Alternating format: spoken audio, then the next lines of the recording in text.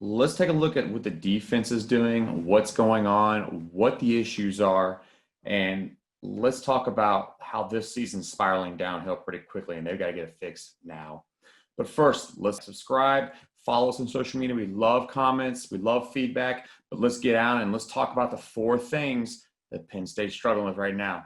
First thing I want to look at is I really want to look at gap fits. So what you're going to see right now, this is early in the game, and what you're going to see is what a lot of people call hag or they call gaff, and basically it's guard, fullback, counter. So first things first, let's take a look at it. You know, you're getting a lot of down blocks. It's going to be a lot of down blocks up front. You're going to get a kick out. You're going to get a wrap around. Now, number one problem, looking at the wide copy of this, they're in a cover three. They're going to roll their strong safety down to try to take away any kind of extra run fitter to the strong side of the offense. Now, take a look. They're going to down, kick out, pull around. Okay, now you've got cover three. There's no true flat defender. The corners have to understand that they are outside leverage. This play was a 5-yard play until the corner decides he's going to bail back instead of pushing this thing back inside. He lets the play get outside of him, and a 5-yard play ends up turning into like a 25-yard run. Now, let's look at it from the end zone, and this is really where I want people to see the issue. Okay, now look real simple. You have 97. You have a 3 shade over the guard that's pulling. And a very simple rule, he has to get over the top of this. It looks like he's trying to take on a double team that's unnecessary. He spreads his legs like he's going to see a double and just tries to hold the gap, but for no reason. When he sees this lineman go pull it this way, he has got to get over top of this, because when you pull a lineman, you're creating more gaps on that side, so you have to make up for them. Now watch how everything happens. As you can see, 55 is going to go ahead and he's going to take that A gap. He's responsible for A gap. For those of you that don't really understand about how defense works, it's all about gap responsibility. The nose guard is responsible for this A gap. Okay, this B gap is going to get washed down, and it's in charge of whoever flows over the top. So 13 has got to fit that B gap. You've got 40 who's going to fit the C. Now Jesse, number 40, has struggled in this game mightily. Now watch what happens. Notice that the defensive end sees down block, he squeezes. They're going to spill this, which means they're going to try to spill this play out. Basically, this defensive end is going to squeeze. They're going to try to spill this out to 2 guys on the edge. We have a couple problems right now. Number one, 55 takes the A gap, 13 pushes himself out, but he doesn't maintain gap integrity. Watch what happens right here. This linebacker's got to insert himself right in here, and this whole thing needs to bounce to number 40. Again, Jesse never puts himself in a good situation, and now you've got an extra gap. You have a gap that's not being fit because you have a guy outside and a guy outside, and they didn't fit this gap properly. They never let it spill. In fact, this thing hit right where they didn't want it to hit. This is unacceptable, guys. This is just bad football. And notice how the free safety doesn't trigger. That's unacceptable as well. That's a terrible angle by the free safety. Okay, let's talk about gap responsibilities. Now, Iowa is predominantly a zone team. They love wide zone. They love inside zone. And what you're going to see right here is you're going to see insert wide zone. So when they insert wide zone, basically you've got one guy extra where this fullback is going to lead block. The fullback is going to lead block on number 13 right here. So his job is to kick this. So what you're going to see right now is an offensive line. You're going to get a solo block. You're going to get a double between the center and guard on the 1 shade to 40. You're going to get a double team on these 2 right here. You're going to get a solo block right here, and nobody's even bothering climbing. They even kicked out the extra guy and locked the backside. They set 2 for 2. Talk about bad football. Defensive end goes out. Outside linebacker goes out. You have an open gap over here if they chose to go here. This is bad football. This defensive end should squeeze and hold this gap. This outside linebacker shouldn't be rushing the field for no reason. You've got open gaps, but really where they created problems was right here. Notice that the 3 shade or the nose guard goes outside the B gap.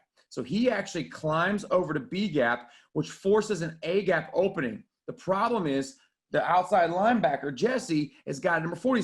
He's the B gap player.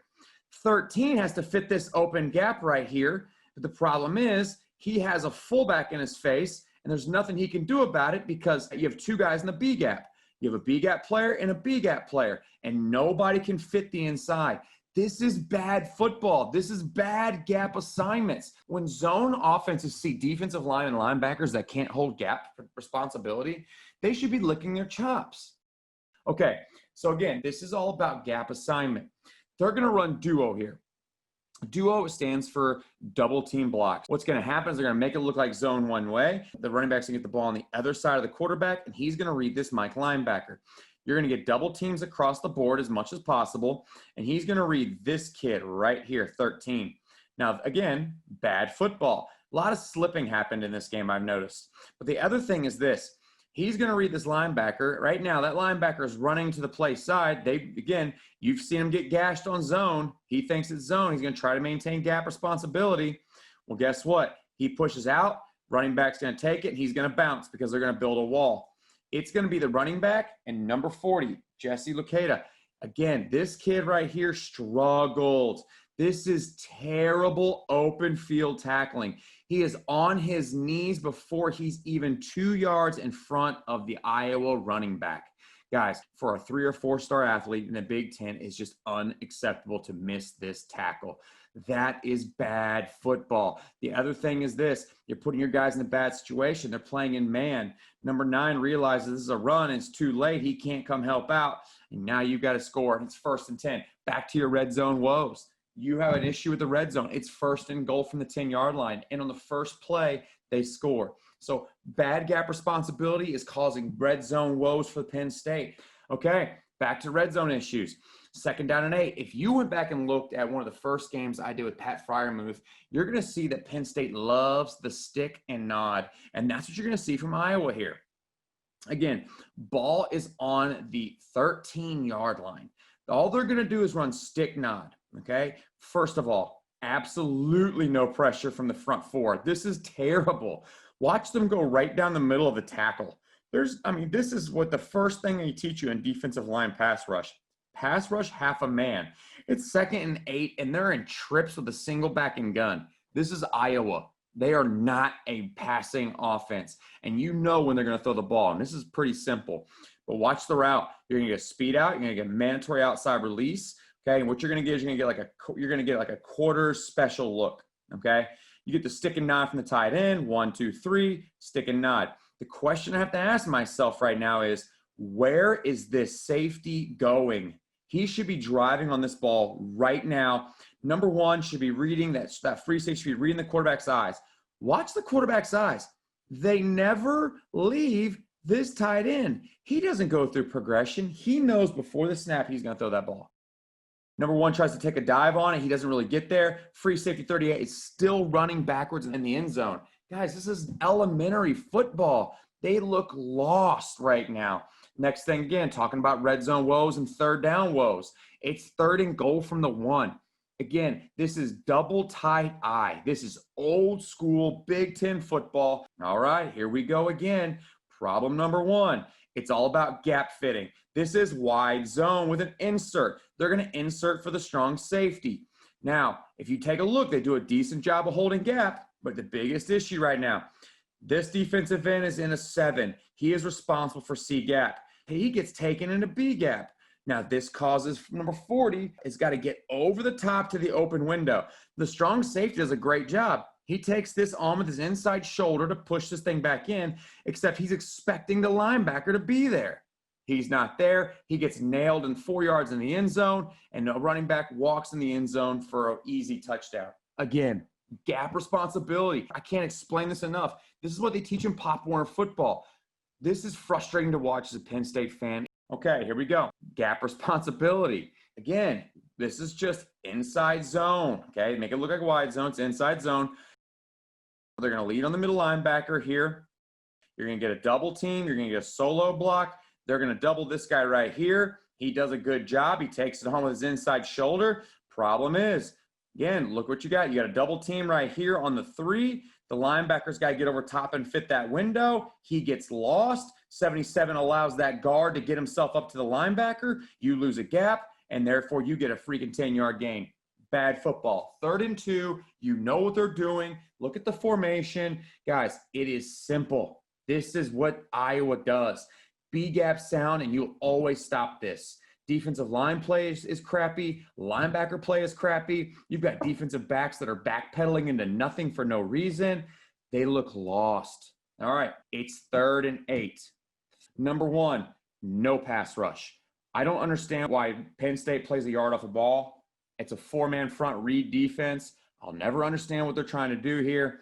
Number two, they're running a cover 2 special look. They're going to man up the outside receiver, and they're going to play 10 for 10. So you can go ahead and eliminate this and just look at the 10 for 10. This linebacker is going to play 2. He's going to play flat, deep half, flat, hook to curl, hook to curl. Now watch. All they do is they motion this tight end over.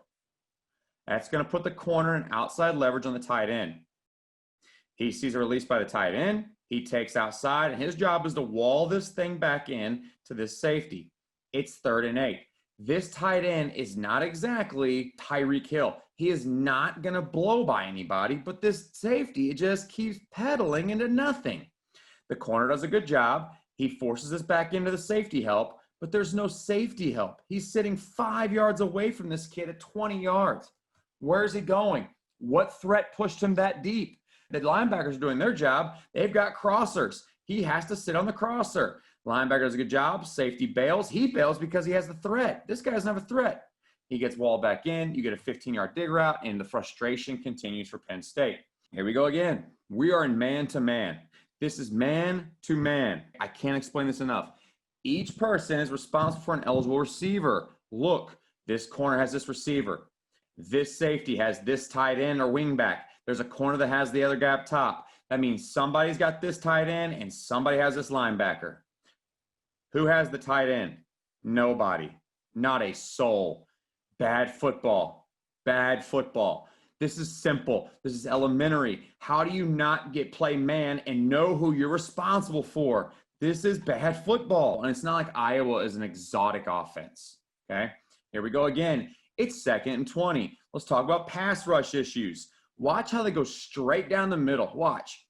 Straight down the middle of defenders. There is no way you're going to have a pass rush here. And who in God's green earth actually thinks they're going to run the ball right here? Penn State brings a 5-man pressure off the edge. A lot of people call this an NCAA blitz. They bring the weak side defensive end. They drop him into the flat. They're going to bring inside pressure. They're going to try to overload this side of the box. And guess what? It doesn't work because they don't do a good job of playing half a man. The other issue you're running into is lost DBs. This is cover 3. All right, and what they're going to do is they're going to run the old run and shoot concept of 3 verticals, and they're going to swap the inside. This guy's going to take this right here, and he's going to take that safety. This tight end is going to go outside of this, and that means that this kid right here has got to make a play between the two. Right here. This is the guy that played first. That's the guy that played second. That's the guy that played third. This is the corner. This is the corner. This is bad football, man. Mind-blowing. You'll see the safety come across. The corner is playing all the way over here. This is the linebacker. This is a safety. This doesn't make sense. You have 2 dudes wide open in cover 3 against a trips look. No excuse.